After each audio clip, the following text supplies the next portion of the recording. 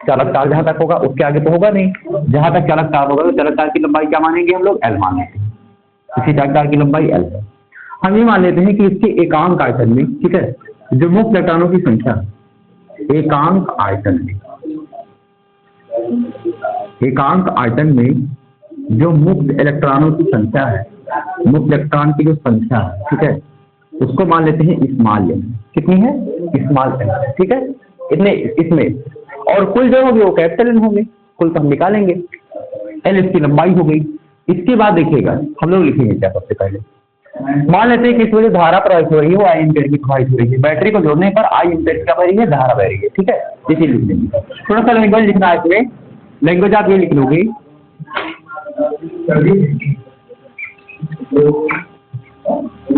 कि माना किसी चालक तार का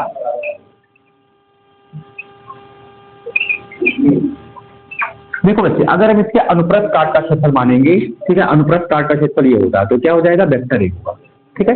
तो माना किसी चालक तार के अनुप्रस्थ काट का क्षेत्रफल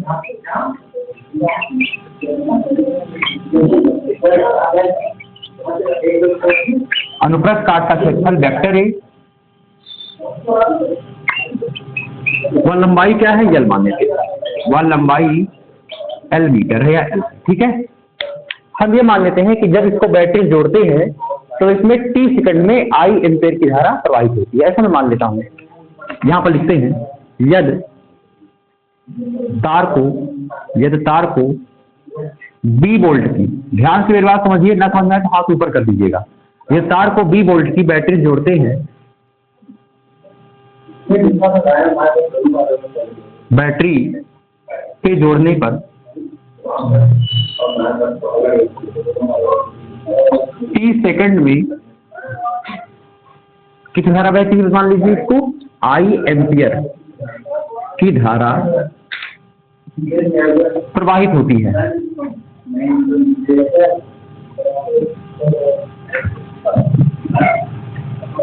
ठीक है। अब मुझे बताइए, अगर किसी भी चालक तार में 30 सेकंड में, ठीक है, आई एम्पियर की धारा प्रवाहित होती है, तो आवेश अगर हम मान लें कि Q है तो Q का मान क्या हो जाएगा, Q बराबर I इंटू टी हो जाएगा, है ना। तब यहां लिखेंगे, तब आवेश की मात्रा क्या हो जाएगी, तब आवेश की मात्रा क्या हो जाएगी, तो आवेश की जो मात्रा होगी वो Q बराबर हो जाएगी I इंटू टी।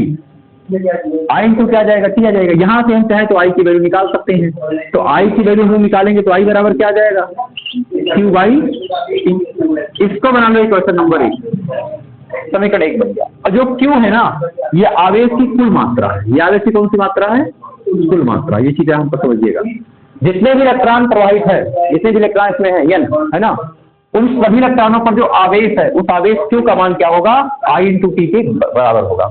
आयतन में मुक्त इलेक्ट्रॉन की संख्या क्या है, स्मॉल एन, क्या मान लेगा इसको, स्मॉल एन, ठीक है।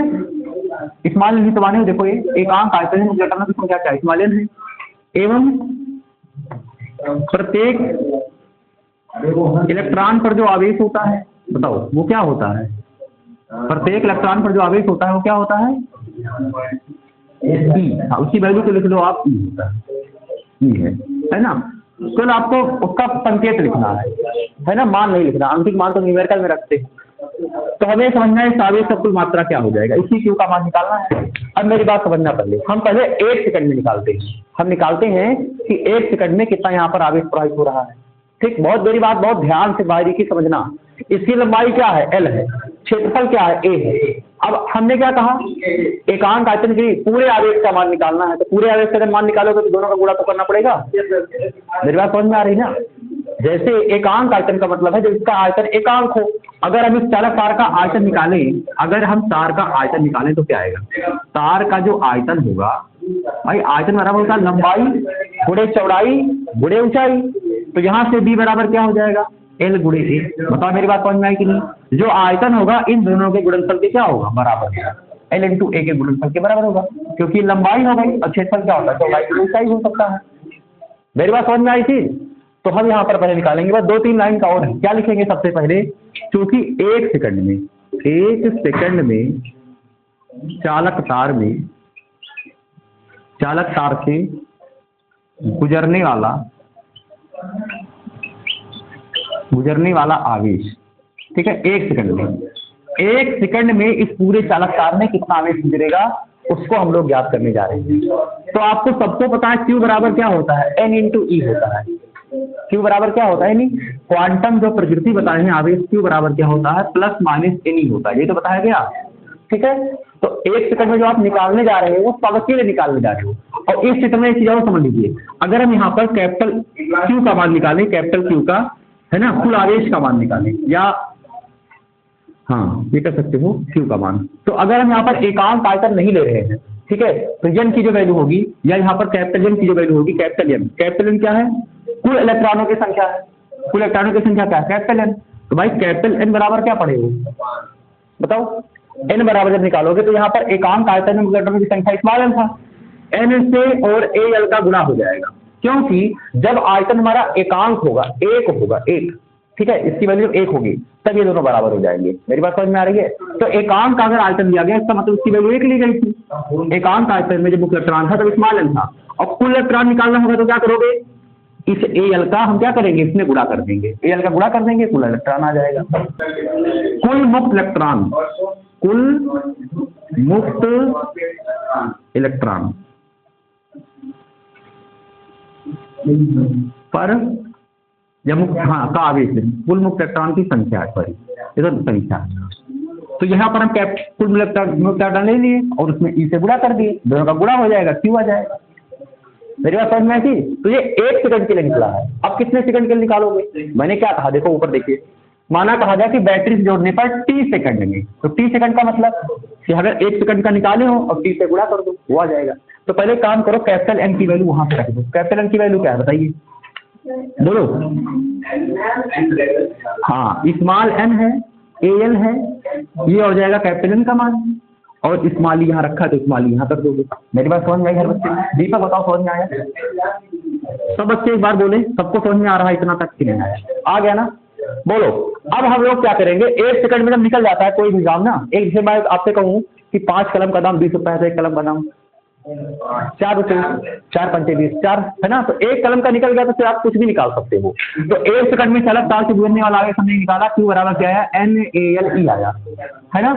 अब एक चीज और समझिएगा, अगर हम यहाँ पर T सेकंड ले रहे हैं, हमने क्या कहा T सेकंड में, तो मुझे बताओ चाल बराबर क्या होता है, दूरी बटे समय। चाल बराबर क्या होता है, दूरी बटे समय। चालक तार कहां से कहां प्रवाहित हो रहा है, चालक तार, वेरी गुड, A से लेकर B तक प्रवाहित हो रहा है, और इसकी लंबाई क्या है, L है, वेरी गुड, बहुत अच्छे। तो यहाँ पर आप ऐसा लिख लेना एक लाइन कि चूंकि समय बराबर क्या होता है, चलो उसको बाद में निकाल लें, पहले आप एक काम करो, पहले यही निकाल दो, 30 सेकंड वाला निकाल दो, तब 30 आवेश की मात्रा। ठीक, देखो बच्चे सब लोग ध्यान समझिए एक बार। मैंने क्या है, एक चालक तार बनाया था जिसमें एकांक आयतन में मुख्य इलेक्ट्रॉनों की संख्या स्मॉल n बनी। इसकी लंबाई क्या है, L है, इसका क्षेत्रफल, अनुप्रस्थ काट का क्षेत्रफल वेक्टर A मैंने मान लिया कि तार का जो आयतन है वो क्या हो जाएगा B, और उसका मान हो जाएगा A गुणे L। ठीक है, क्षेत्रफल गुणे लंबाई क्या होता है, आयतन होता है। मैंने इसमें 20 वोल्ट की बैटरी जोड़ी थी, ठीक है, 20 वोल्ट की बैटरी इसके अंदर क्या स्थापित करता है, वैद्युत क्षेत्र को स्थापित करता है। मैंने लिखा, ये सब मैंने लिख दिया वही चीज। मैंने आवेश की कुल मात्रा माना कि Q है, Q बराबर IC होता, सबको पता है, परिभाषा से धारा की, यहाँ से I बराबर Q/C समीकरण 1 बना दिया। फिर मैंने लिखा यदि माना एकांक आयतन में मुख्य इलेक्ट्रॉनों की संख्या स्मॉल n हो, है ना, एवं प्रत्येक इलेक्ट्रॉन पर आवेश क्या है, E हो, तो 1 सेकंड में चालक तार से गुजरने वाला आवेश क्या हो जाएगा, Q बराबर कैपिटल N × E, और कैपिटल N क्या होगा, कुल मुक्त इलेक्ट्रॉन की संख्या, जो कि हो जाएगा स्मॉल n और उसका आयतन, दोनों का गुणनफल, NaL कैपिटल N के बराबर आ गया। फिर मैंने यहाँ पर क्या किया, कैपिटल N के स्थान पे NaL की वैल्यू यहाँ मैंने पुट कर दिया, E को E उतार दिया गया, कोई अंतर नहीं किया गया, समीकरण 2 बना दिया। फिर मैंने लिखा यदि इलेक्ट्रॉन का अनुगमन वेग क्या हो, Vd हो, तो आपको पता है चाल बराबर क्या होता है, दूरी बटे समय, या वेग बराबर होता है विस्थापन बटे समय।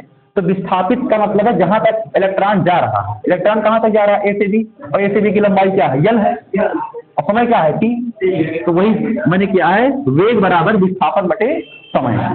यहां से मैं L का मान निकाला हूं, तो L का मान निकालने के लिए क्या करेंगे, BD का और T का ग्राफ गुणा, BD T का ग्राफ गुणा हो गया, फिर मैंने समीकरण 1 में आया, ये समीकरण 1 मिनट, यहाँ समीकरण, हाँ समीकरण 2 रखना था यार, यहाँ तो गलत दिख रही है, समीकरण 2 के Q बराबर एन ए, ठीक है। यल की वैल्यू क्या रखा है, जो मैंने सर्कल कर दिया, यल की वैल्यू क्या आई है, बी डी इंटू टी आ गई, और स्मॉल ई जो थी वैल्यू ये यहाँ रखा था, यहाँ भी मैंने लिख दिया। ऐसा समझा, जो कुल मिला के एल के स्थान पे जो वैल्यू आपकी आई है बी डी इंटू टी, इसको मैंने केवल यहाँ पुट कर दिया है और कोई अंतर नहीं किया, या मैं ए ई को उतार दिया, या मैं ए ई को ऐसे उतार दिया, ठीक है। ये आया है टी सेकंड में प्रवाहित आवेश की मात्रा, ये क्यू की वैल्यू आई। अब समीकरण 1 में फिर आ गए, क्यू की वैल्यू जितनी ऊपर थी ऊपर लिख दिया गया, टी से टी कैंसिल हो गया, आई बराबर क्या आ गया, ये आई के बराबर तो था, आई बराबर ये डी डी आ गया, बस सिंपल।